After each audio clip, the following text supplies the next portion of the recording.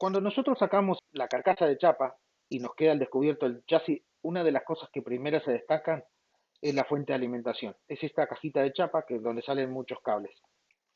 La fuente de alimentación tiene cuatro funciones, pero a nosotros nos interesa una, que es que toma energía del toma corriente nuestro, de la pared, toma 220 o energía alterna, la introduce en la caja con un circuito electrónico y la transforma en corriente continua, que es una corriente de bajos voltajes, son 12, 5 voltajes, de 5 volt, ideal para los circuitos electrónicos.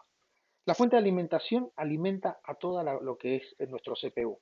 Principalmente tiene un conector para la placa madre y después cada uno de los dispositivos tiene cable de datos y otro de power. El power es la energía que manda la fuente de alimentación.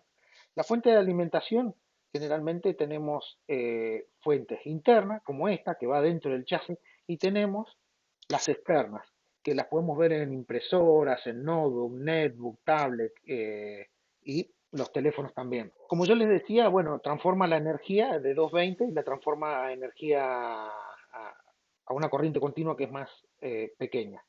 Alimenta a todos. No hay mucho para hablar de la fuente de alimentación, sí, pero sí hay que tener algunas consideraciones. Y ellas son las siguientes.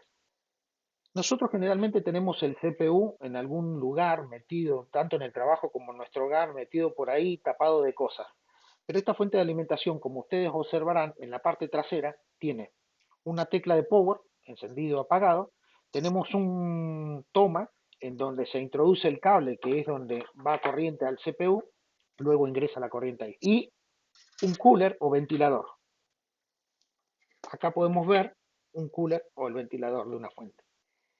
¿Qué sucede? Cuando esto tiene poca ventilación o no está limpio, sucede que esto levanta mucha temperatura y puede ser que se queme la fuente de alimentación. Y ese sí es un problema.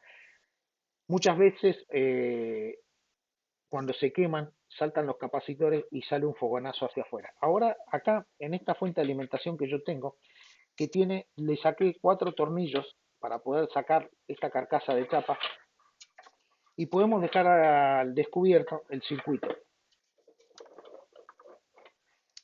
electrónico. Se desarmó el destornillador, pero estas son las cosas que pasan en vivo. El circuito electrónico que hace todo el trabajo de transformación de la energía. Pero bueno, acá vemos el ventilador.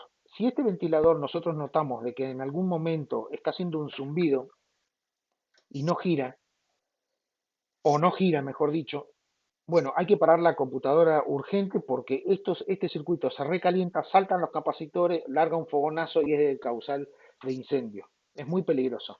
En este particularmente nosotros vemos que está duro para que gire, tiene que girar muy suavecito. Incluso si lo soplamos casi tiene que girar. ¿Qué pasa? Nosotros podemos salvar la situación es destapando los 4 tornillos, sacando el tapón que habitualmente suele estar debajo, lo sacamos y con unas gotas de aceite podemos solucionar el problema momentáneamente, pero lo ideal sería cambiar el ventilador. Ahora bien, cuando el técnico nos dice que ya lo compró, se quemó la fuente de alimentación, bueno, nosotros tenemos que ir, es posible sacar nuestra fuente de alimentación, que generalmente lleva 4 tornillos al chasis, y llevar la fuente de alimentación a comprarla. Si no, bueno, nosotros tenemos que tomar las especificaciones de la fuente de alimentación, que se mide en vatios.